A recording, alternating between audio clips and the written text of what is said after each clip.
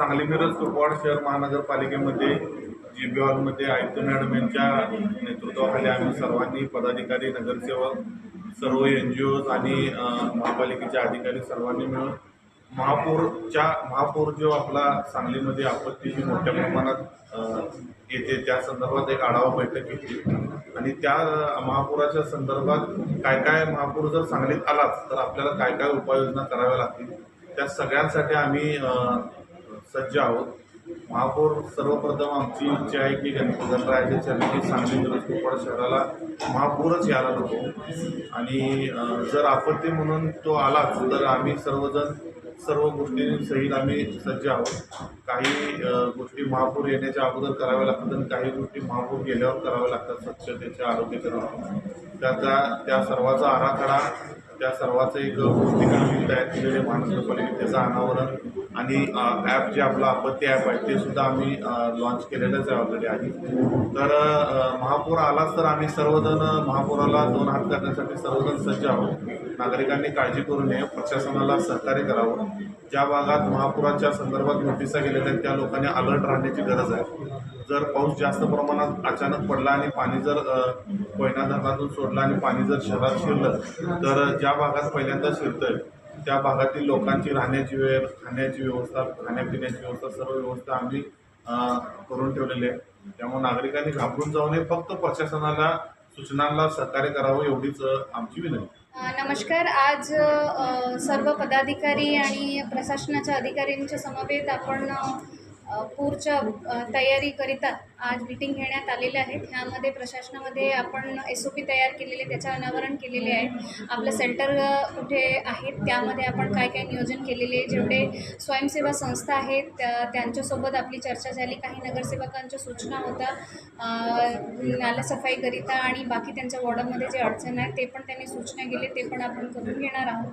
तर पाऊस आले की प्रशासनाचं अधिकाऱ्यांच्या काय जबाबदारी आहेत त्या अनुषंगाने कुठे आपण माणसाच्या नेमणूक केलेली आहेत, कसं पद्धतीने ते कामं करणार आहेत, सर्वांच्या विषयावरती सविस्तर चर्चा करण्यात आलेली आहे. तर सर्व पूरपट्ट्यामध्ये राहणाऱ्या लोकांना माझा नम्र अनुरोध आहे की जे पातळीचे इशारा असते ज्यामध्ये आपल्या घरापर्यंत पावसाचं पाणी येणार आहेत त्याच्या पूर्वी आपण कृपया आम्ही जिथे रिक्वेस्ट करणार तिथे शिफ्ट होऊन जायची गरज आहे. अदरवाईज नंतर आम्हाला तिथून आपल्याला काढायला खूप अडचण जाते.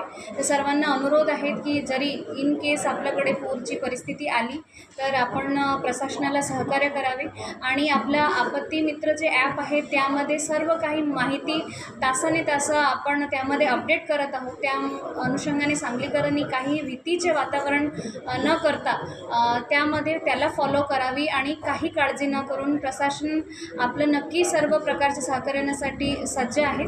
आपण मदत करूया आणि त्या अनुषंगाने आपली तयारी झालेली आहे. आपण नालेसफाईमध्ये सुरुवात ज्या भागामध्ये सर्वाधिक जास्त पूर असते, पाणीचे प्रभाव असते तिथून सुरुवात केली होती.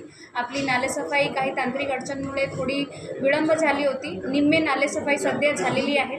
सांगली प्रभाग 1मध्ये आपण जवळपास 70%, कुपवाडमध्ये 70% असं केलेले आहे. मिरजमध्ये थोडी गती कमी आहेत आणि प्रभाग नंबर 2मध्ये पण गती कमी आहे. आपण जे कुपवाडमध्ये मोठे गाडी आहेत ज्याच्या कामं तिथे संपवलेले आहे त्याला परत शिफ्ट केलेले आहेत. हे 2 दिवसामध्ये आपण जास्तीत जास्त सर्व यंत्रणा वापरून 100% करण्याचा प्रयत्न करणार आहोत आणि मेजरली जे मोठे नाले 17 नाले त्याला सर्वप्रथम क्लीन करण्याचा आमचा आता प्रयत्न आहे आणि ते आम्ही 100% कंप्लीट. आपण काही नगरसेवकांनी आम्हाला सुचवले की काही नाल्यामध्ये अतिक्रमण झालेले आहे तर त्याला उद्या महापौर साहेब, उपमहापौर साहेब आणि प्रशासन संयुक्त व्हिजिट करणार आहोत. जिथे शक्य असेल आम्ही ताबडतोब तिथे नाल्या मोकळ्या करण्याचा प्रयत्न करणार आहोत आणि जिथे नोटिसेस देण्यात आलेले आहेत त्यांच्यावरती पण कारवाई करण्यात येणार आहे आणि जिथे नोटिसेससुद्धा वाटण्यात नाही आलेले आहे तिथे आपण ADTP डिपार्टमेंटमार्फत इमिडिएटली त्यांना नोटीस देणार आहोत आणि त्यांच्यावरती योग्यरित्या कारवाई करू.